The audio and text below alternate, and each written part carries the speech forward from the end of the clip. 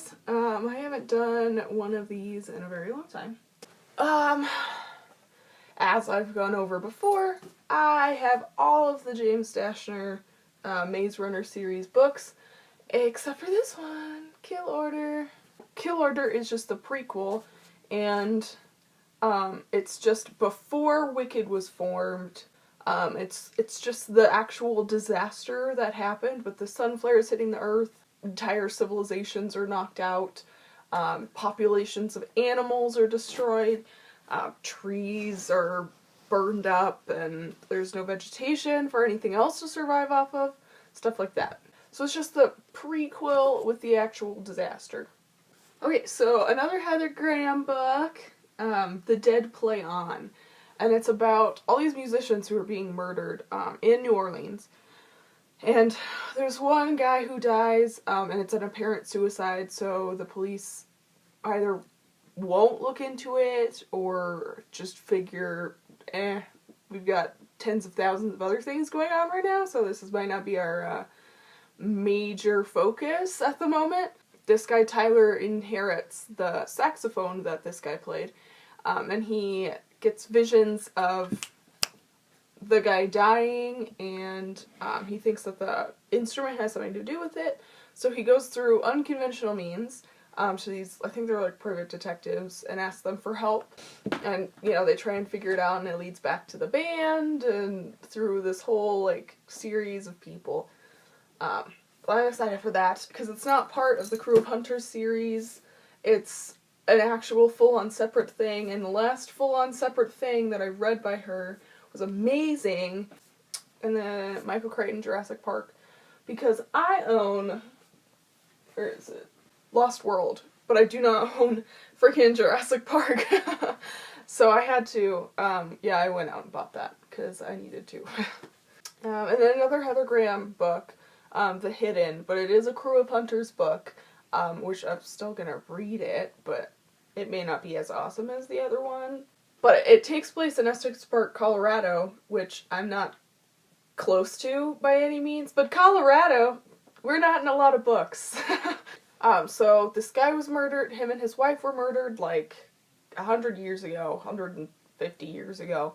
And their murder was never solved, and so this historian is working in the same building at a museum where that murder occurred.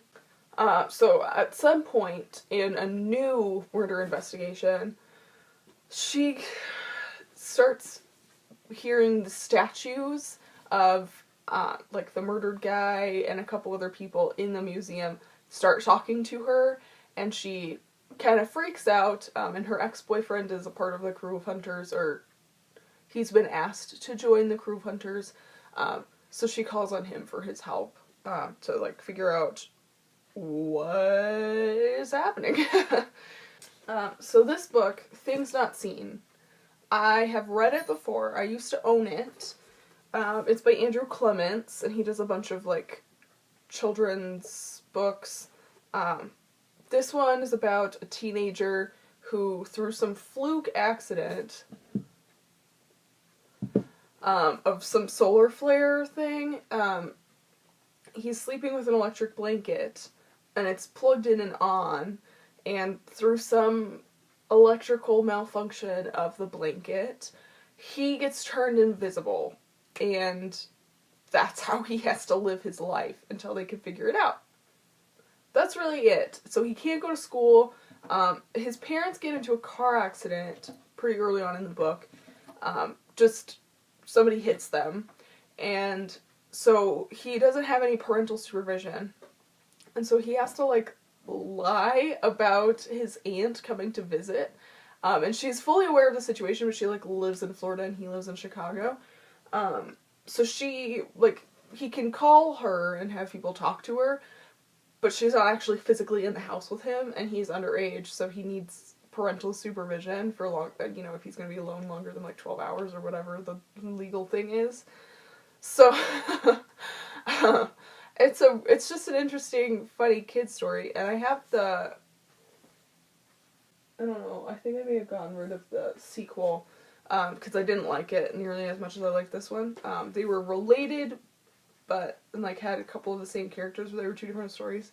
And this one was just I was interested in this one more. So then the next one is a series that I read in high school. I had a Meg Cabot phase, as most girls my age did, because Princess Diaries was big. I started reading Princess Diaries because of the movie Princess Diaries, and I read every single book. I was a little obsessed. And then I was like, hey, Meg Cabot. I think I saw one of these books on a shelf or something, and I was like, hey, Meg Cabot, I know you. You were good. And I took it home and became obsessed with this series. And it's the Mediator series by Meg Cabot. And it's literally about this woman, girl, she's like 16, 17, who moves from, like, across the country where she had problems with ghosts. Anyway, she moves into this nice big house, and she gets, like, her own room, and it's got, like, a bay window seat that she just loves, and she's, like, her mom and her, like, moving her boxes in, like, getting everything ready, and she goes to give, I think she gives her mom a hug or something, but she goes, and her mom's back is to the window, and she's facing the window, and suddenly there's a guy sitting there on the bay window seat. You know, she kind of kicks her mom out of her room, and is like, why are you haunting me? And this guy's like, well, this is my house. This is where I died in a fire in, like, 1913 or whatever. And it's hilarious. Like, the hilarity that ensues, because she then she's like a 16-year-old girl with this 16-year-old boy living in her room, essentially. And it's hilarious. It's amazing. It's great. Okay, so next to paranormal, as promised, I got Library of Souls, which is the third book in the Miss Peregrine series for peculiar children, that thing. I haven't finished the second one yet, but I need the third one in my life. So they're making a movie, and it's great, and I'm crazy excited about this. But the first book is about this kid who, I think he goes on vacation with his parents, but either way, he goes meandering around and finds this area that is protected by a specific kind of, like, shield thing. I don't know how to explain that quickly. It's a time-encased shell, basically. So the people living in this area, it's specifically surrounding this house, they're all peculiar children. They're just supernatural, paranormal children. And they have specific, like, safe houses around places. But this specific house gets demolished during World War I or World War II. I think it's World War II. And so the head lady, Miss Peregrine, puts a sheltering thing around the area so none of the kids will die, and they're just kept in, like, the time period, like, a week before the accident happens.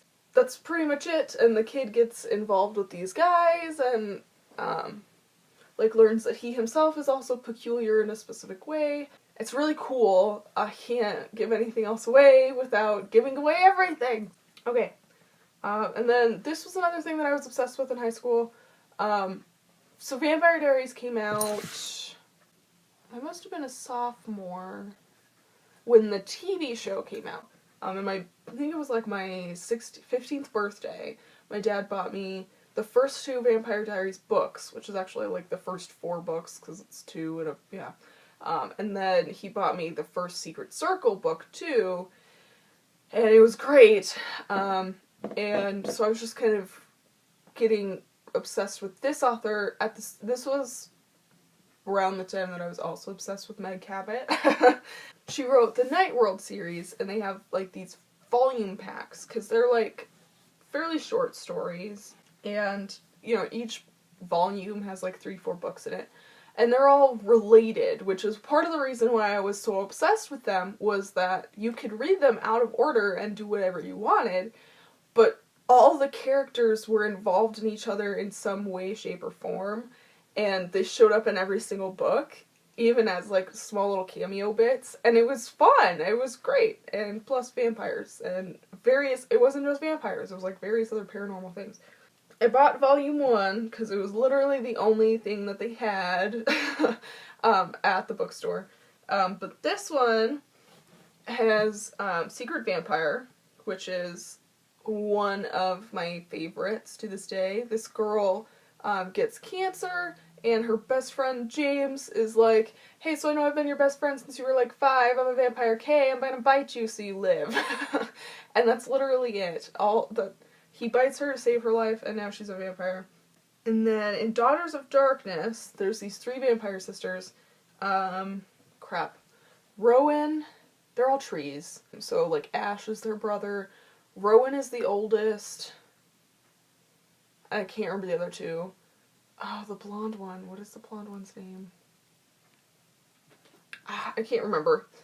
Anyway, so they go missing, so Ash has to go and find them. And then there's another book later, which is about one of the sisters who falls in love with a human, and Ash is featured. So it's just, I don't know how to explain it. I just love this series. So since most of these I've read beforehand, I don't have to like actually do anything with them, which is really cool. So I can just add them to my owned thing and put them on a shelf, and I don't have to worry about reading them again. Alright, I will see you guys again later. Changed person. Not really. I'm gonna be the same crazy, weird person as before, but I'm just not gonna have flowing, majestic locks of... I don't know. I was trying to... I don't know. Bye.